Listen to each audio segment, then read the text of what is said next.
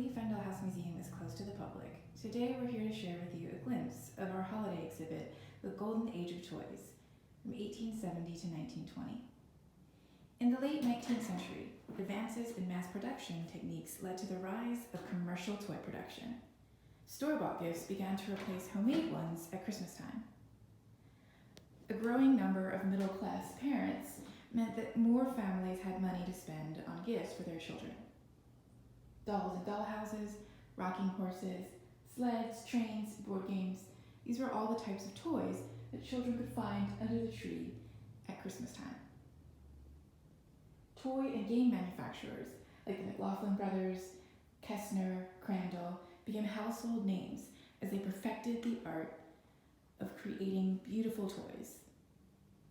This exhibit today, we're going to explore some of these toys and games from the collection of the Lee-Fendall House Museum. In the first exhibit case, we catch a glimpse of the New Pretty Village. This playset was created in 1897 by the McLaughlin brothers, and it was a colorful cardboard playset that inspired children to create imaginary towns and scenes. These vibrantly colored playsets were a result of chromolithography, a unique method for making multicolored prints that was perfected in the late 19th century, and which enabled beautiful toy sets like this to be produced on a mass scale.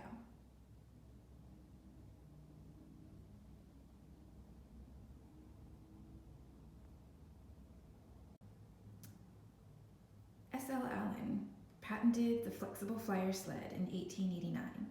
His sled design had laterally bending runners, which allowed it to be steered.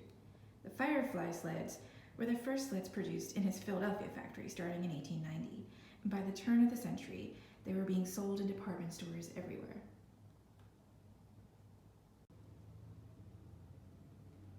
This charming doll carriage was produced here in Alexandria in the 1880s.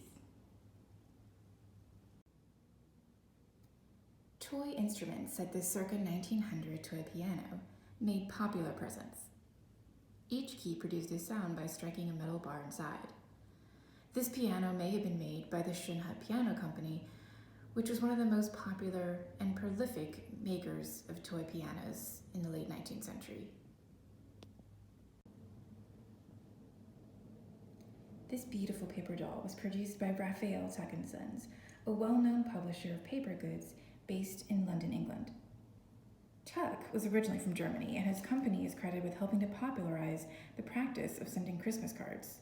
Commercially produced paper dolls first became available in the 19th century and continued to be popular until the rise of the Barbie doll in the 1960s.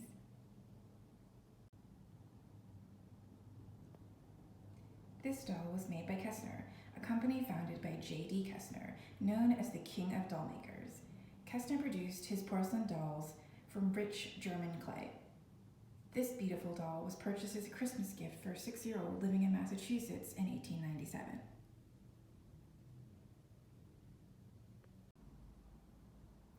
Toy and game manufacturers also started to market what they called educational toys, and parents were only too eager to provide toys that were not only amusing, but also educational.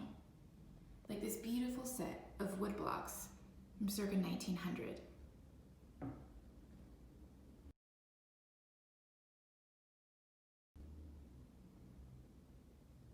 In an attempt to move card games away from their association with gambling and toward wholesome family fun, companies such as the U.S. Playing Card Company produced educational card games like this one, the Game of Flags.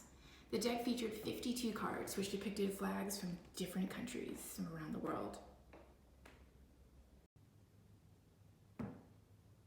By far the star of the Lee-Fendall House's toy collection is this circa 1880 dollhouse. This dollhouse was produced locally and was based on a Baltimore style of townhome. A very lucky child would have enjoyed playing with this dollhouse. Inside, the rooms are furnished with dolls that were purchased from F.A.O. Schwartz in the early 1900s.